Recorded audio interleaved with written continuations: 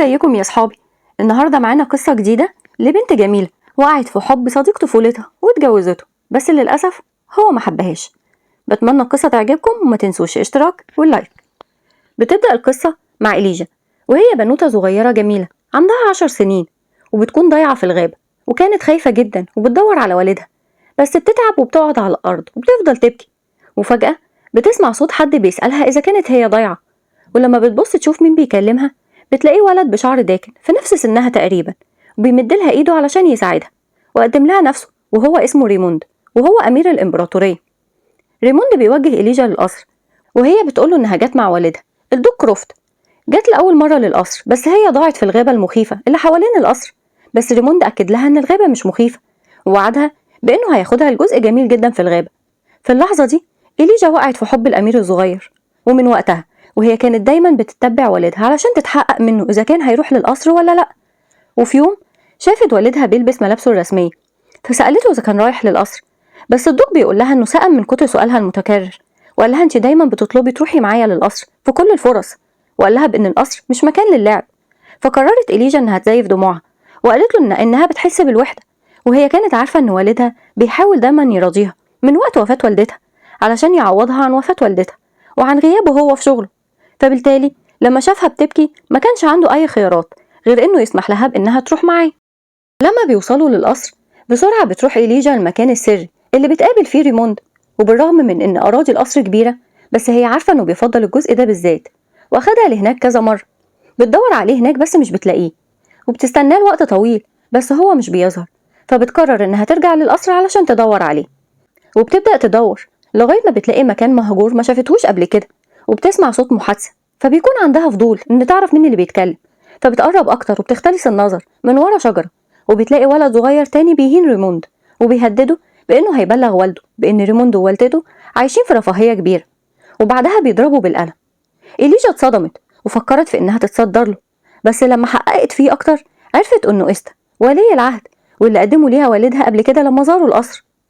إستا بيمشي وريموند بيجمع نفسه وبيمشي هو كمان، بس وهو ماشي بيسمع صوت تنهدات، ولما بيروح ناحية مصدر الصوت بيلاقي إليجا بتبكي ورا الشجرة، فبيحضنها وبيطلب منها ما تبكيش، وكان بيحاول إن هو يبتسم، بس بالرغم من مواساته ليها ما قدرتش توقف بكا.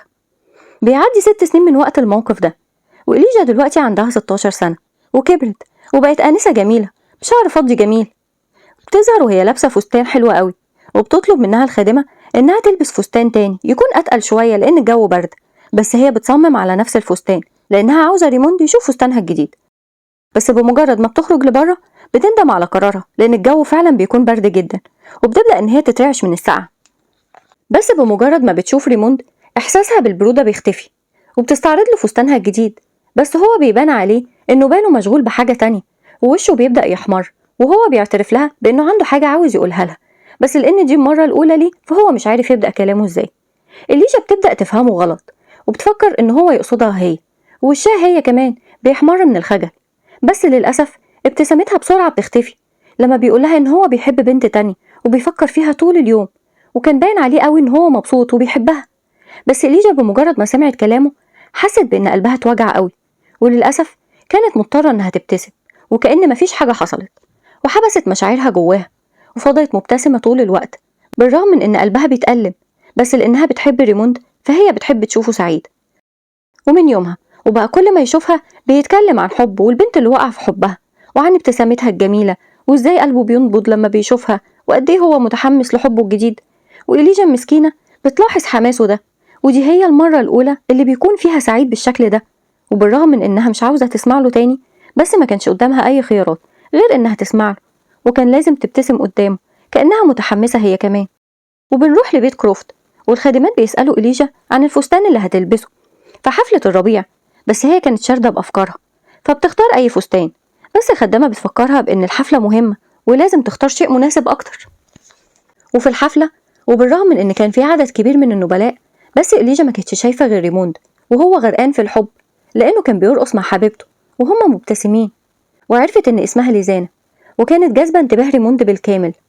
طبعا إليجا بتكون حزينة وبتقرر إنها تمشي من الحفلة بدري، وبتروح بيتها وبتغير ملابسها، وبعد وقت بسيط بتدخل عليها الخدامة وبتبلغها إن في ضيف في انتظارها. وهي في طريقها علشان تقابل الضيف كانت مستغربة وبتسأل نفسها يا ترى مين الضيف اللي جاي يزورها. ولما وصلت لأوضة الضيوف استغربت أكتر لما لقيته صديق طفولتها ريموند، وكان قاعد على الكنبة وكان مش في حالته الطبيعية. إليجا اتصدمت وجرت عليه وكانت عيونه حزينة جدا، فنزلت على ركبتها ومسكته من وشه وسألته وهي قلقانة عن اللي حصل. فقال لها إن ليزانا سابته للأبد لأنها لازم تتجوز من إمبراطور المملكة الغربية. إليجا اتفاجئت جدا من الكلام بس فضلت ماسكة فيه، وهو قال لها إن هو حزين ومحرج لأنه مش قادر يحمي حبه ولا قادر يعمل أي حاجة. بس إليجا بتأكد له إن مفيش داعي للإحراج، وبتوعده بإنها هتفضل جنبه دايما وإن كل حاجة هتكون بخير. إليجا بدأت تزوره في القصر باستمرار، وكانت بتشيد بجمال الزهور والحديقة عشان يطلع ويغير جو. بس ريموند ما كانش مهتم باللي هي بتقوله، هو ابتسامته اختفت وتعبيراته دايما بقت رسمية. ريموند أخد من إيديها الزهور اللي هي قطفتها ورماهم بعيد، بس هي برضه ما زعلتش وبصت له بابتسامة لأنها كانت مصممة على إنها تقف جنبه لغاية ما ابتسامته ترجع له تاني. بس للأسف ريموند فضل على الحال ده لمدة 2 كاملين، وفي خلال الفترة دي حصلت له حادثة شنيعة. الدكتور كروفت قال لبنته عليها، وهي إن والدة ريموند كبت العصير على ولي العهد فعاقبوها بقطع راسها. وحصل كده معاها لأنهم ما كانوش بيحترموها في القصر أبدا لأنها كانت من أصول فقيرة، وكمان مع دفنها ما تعاملوش معها على إنها مميزة. إليجا لما سمعت ما صدقتش ودانها وجرت بسرعة للقصر علشان تطمن على ريموند، ولقيته واقع على الأرض وماسك ملابس والدته المدممة وكان بيصرخ وبيبكي جامد. إليجا اتصدمت من وضعه لأنها ما شافتهوش أبدا في الحالة دي، حتى لما تعرض للتنمر والضرب وهو صغير من أخوه كان متماسك وما تصرفش كده، وكمان لما هجرته حبيبته فكان واضح إن وفاة والدته أثر فيه كده. وفضل يبكي لساعات، وإليجا ما كانتش عارفة تواسيه إزاي، بس كانت ماسكة فيه وبتحاول. بس أخيرا دموعه جفت ووقف وأعلن إن دي هتكون آخر مرة يكون ضعيف فيها وآخر مرة يفقد شخص مهم بالنسبة له. وبالفعل كان عنده عزيمة قوية، وفي خلال سنة واحدة من احتجاجه على العيلة اتغلب على والده الإمبراطور وولي العهد وصعد هو للعرش وأصبح الإمبراطور. الأمر كان سهل نسبيا لأن الإمبراطور ما كانش بيعجب الناس لأنه ما كانش مهتم بشؤون الإمبراطورية وكان مهتم بس باللذة والفجور، وكمان ولي العهد ما كانش مفيد خالص بالنسبة له. وكمان كان في 2 من النبلاء كانوا بيساعدوا ريموند ووقفوا جنبه أثناء الانقلاب، وكان منهم الدوك كروفت، ولأنه كان سبب رئيسي في نجاح الانقلاب انتخبت إليجا بإنها تكون الإمبراطور. وبالطريقة دي إليجا اتجوزت من حبيب طفولتها. هي ما كانتش مصدقة نفسها وإن ده حصل إزاي، حتى لغاية يوم الزفاف كانت حاسة وكأنها في حلم، لغاية ما فوقها ريموند من حلمها وصدمها بكلامه وقال لها بإنه مش هيقدر يوعدها بإنه هيحبها، بس بسبب الإهمال اللي تعرضت له والدته من أبوه بسبب تعدد زوجاته فهو مش هيسمح لزوجة تانية إنها تدخل القصر. طبعا إليجا زعلت من كلامه، بس في نفس الوقت مع الوعد اللي وعده لها بإنه هيكون جنبها هي بس حست بإنها راضية، وقررت إنها هتحبه أكتر وأكتر حتى لو هو محبهاش. وبيمر الوقت، وبعد وقت طويل من جوازهم أخيرا الدكتور بلغ الإمبراطورة بإنها هي حامل وهناها. إليجا فرحت جدا بالخبر وتحمست وقررت إنها تروح للإمبراطور علشان تبلغه، وكانت مش مصدقة نفسها إنها حامل مرة تانية خصوصا بعد ما تعرضت للإجهاض قبل كده، وكانت حزينة جدا. وقال لها الدكتور وقتها بإنها صعب إنها تنجب في المستقبل، وده كان سبب تاني خلى ريموند يبعد عنها أكتر. بس هي كانت ملتمسة ليه العذر وبتتكلم عنه بلطف لأن الإمبراطور كان عنده توقعات كبيرة في إنجاب الأطفال. وهي خارجة من أوضتها وبتتحرك بحماس بتشوفها الخدامة فبتعلق على خطواتها السريعة وإنها ممكن تقع. بس إليجا كان كل اللي شاغل بالها هو رد فعل جوزها لما يعرف إنها حامل وإنهم قادرين على الإنجاب. إليجا بمجرد ما بتوصل عند مكتبه ولسه هتفتح الباب بتسمع ريموند بيتكلم مع حد وبيقوله إن ليزانا هترجع تاني للإمبراطورية. وقتها إليجا بتترعش وضربات قلبها بتزيد لأن جوزها بيأمر برجوعها، وحاولت تقاوم دموعها.